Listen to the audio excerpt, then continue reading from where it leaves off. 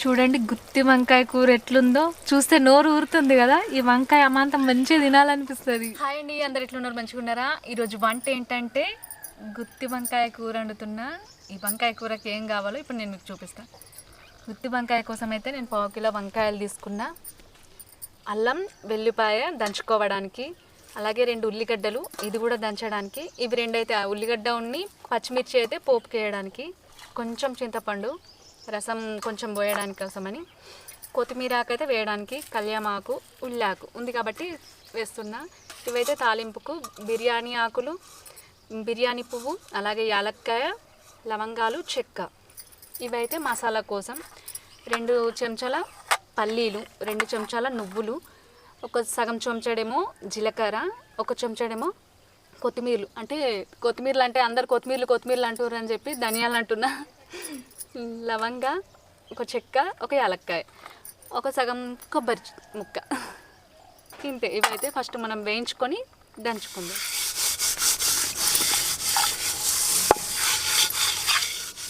ముందుగా అయితే మనం పల్లీలు వేయించుకుందాం.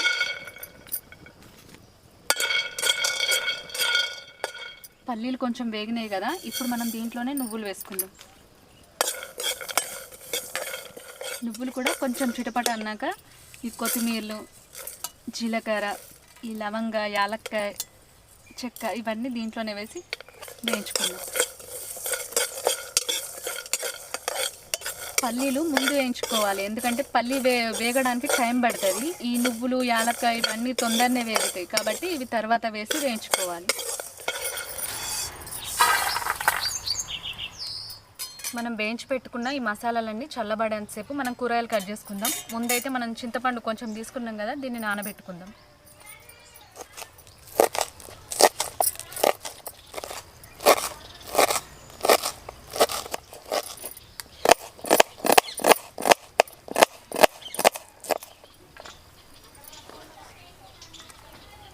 ఇవైతే చల్లబడ్డాయి, ఇప్పుడు మనం దంచుకుందాం.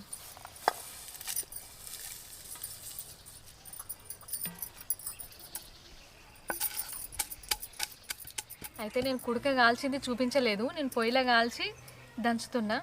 ఇంకొకటి ఏంటంటే కామెంట్లో అందరు నేను కొత్తిమీరలు అని చెప్పి దంచేటప్పుడు చెప్తా కదా, కొత్తిమీరలు అని అనకు ధనియాలను అక్క అని కామెంట్ చేసిర్రు. రేచల్ సైడ్ అయితే అందరూ కొత్తిమీరలే అంటారు. నాకు కూడా అదే అలవాటు అయిపోయింది, ఏమనుకోకండి. నేను కొత్తిమీరలే అంటే ఇప్పుడు ఇట్లా మనం సన్నగా దంచుకోవాలి, కొన్ని నీళ్ళు వేసుకొని, లేకపోతే కుడక అట్లనే కుడక ముక్కలే ఉంటుంది. మనం దీంట్లోనే కూరకు సరిపడంత ఉప్పు, అట్లనే కారపొడి కూడా దీంట్లోనే వేసి మంచిగా మసాలా మొత్తం పట్టేటట్టు దంచుకోవాలి. ఇవన్నీ కలిసేటట్టు 3 చెంచాల కారపొడి, కొంచెం నీళ్ళు వేసి మెల్లిగా ఈ మసాలాలన్నీ ఉప్పు, కారం ఇవన్నీ కలిసేటట్టు మంచిగా దంచుకోవాలి. మళ్ళీ ఒక 2 సార్లు.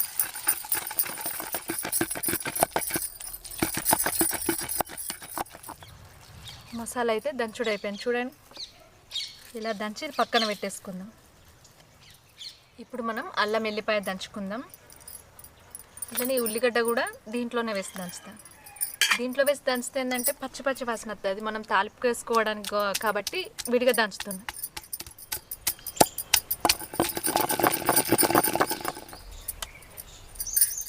గుత్తి వంకాయ కూరలకైతే మసాలా రుబ్బుడు అయిపోయింది.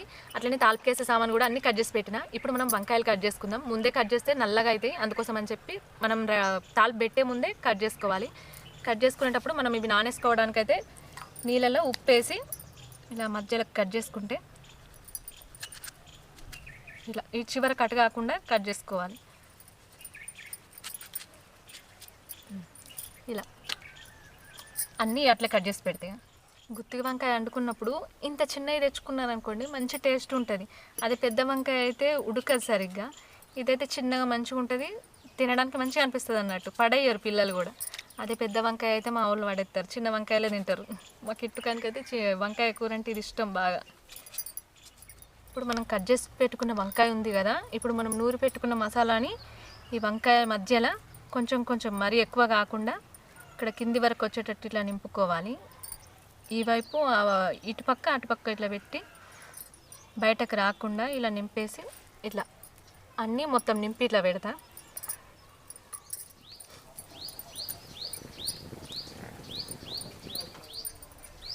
వంకాయలకైతే మసాలా నింపుడు అయిపోయింది.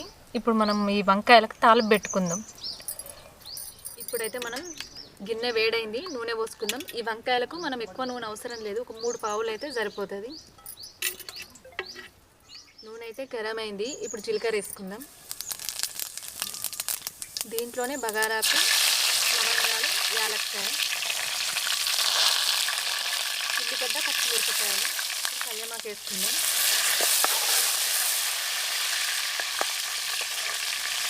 మనం దంచి పెట్టిన అల్లం ఉల్లిగడ్డ పేస్ట్ ఉంది కదా, ఇది కూడా వేసుకుందాం.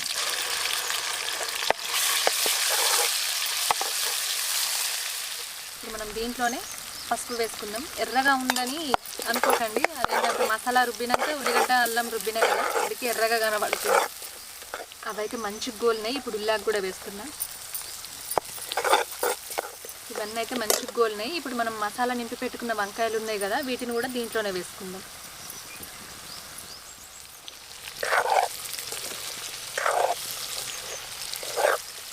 మసాలా పెట్టిన వంకాయలు వేసినాం కదా, వెంటనే కలపొద్దు, ఎందుకంటే ఇది ఇచ్చుకపోతుంది. కొంచెం వంకాయ గోలిన తర్వాత నూనెలో తర్వాత ఈ మసాలా మనం దీంట్లోనే వేసుకోవాలి. వెంటనే వేస్తే ఇది మాడుతుంది, ఇది ఉడకదు అన్నట్టు వంకాయ. ఇప్పుడు కొంచెం గోలినాయి కదా, ఈ మిగిలిన మసాలా కూడా దీంట్లోనే వేసి కలుపుకుందాం. ఇప్పుడు ఈ మసాలా వంకాయలు మంచిగా గోలినాయి కదా, ఇప్పుడు దీంట్లో మనం కొంచెం చింతపండు రసం వేసుకుందాం.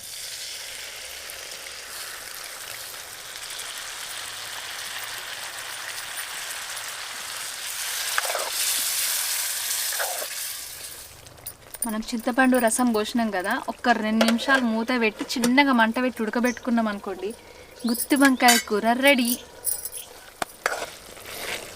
చూడండి గుత్తి వంకాయ కూర ఎట్లుందో, చూస్తే నోరు ఊరుతుంది కదా. ఈ వంకాయ అమాంతం మంచిగా తినాలనిపిస్తుంది. చిన్న చిన్న వంకాయలు అయితే సూపర్ ఉంటాయి. ఫైనల్గా మనం కొత్తిమీర ఆకేసుకొని దించేసుకుందాం. గుత్తి వంకాయ కూర అయితే ఇప్పుడు రెడీ అయింది. ఇప్పుడు నేను అన్నంలో కూర వేసుకొని తిని చూసి దాని రుచి ఎలా ఉందో మీకు చెప్తా. ఫస్ట్ అయితే అన్నం వేసుకుంటా. స్మెల్ అయితే సూపర్ వస్తుంది. ఎప్పుడెప్పుడు వేసుకొని తిందామా అని చెప్పి. చూడండి వంకాయలు చిన్న వేసుకుంటా, ఎందుకంటే మంచిగా తినచ్చు.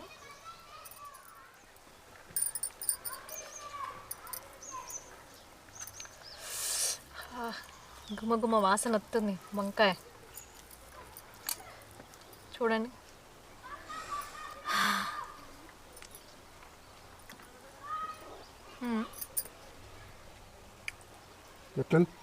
వస్తుంది. నువ్వు తింటుంటే నాకు నోరు వస్తుంది. వంకాయ కూర అనుకుంటే ఇట్లా చిన్న తెచ్చుకోరు, ఎందుకంటే ఇట్లా అమాంతం తినేసేయచ్చు. పెద్ద పెద్ద వంకాయలు అనుకోండి తినాలనిపించదు, పడేస్తారు. ఇట్లా చిన్న వంకాయలు అయితే తినేసేయచ్చు. చూడండి దీన్ని కూడా తినేసేయచ్చు. ఇక్కడ స్కూల్ మా ఇంటి వెనకాలే పిల్లలందరూ అన్నం తిని ఆడుకుంటున్నట్టున్నారు. సౌండ్ వినిపిస్తుంది కావచ్చు పిల్లలది.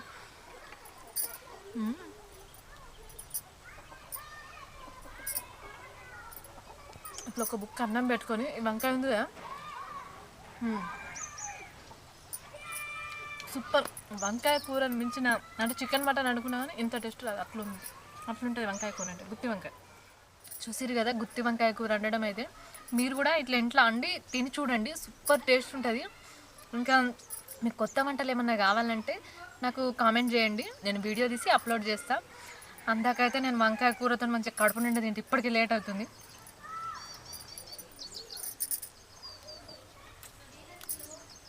బాయ్. ఇంకా తినుడు మీద ఉంటా.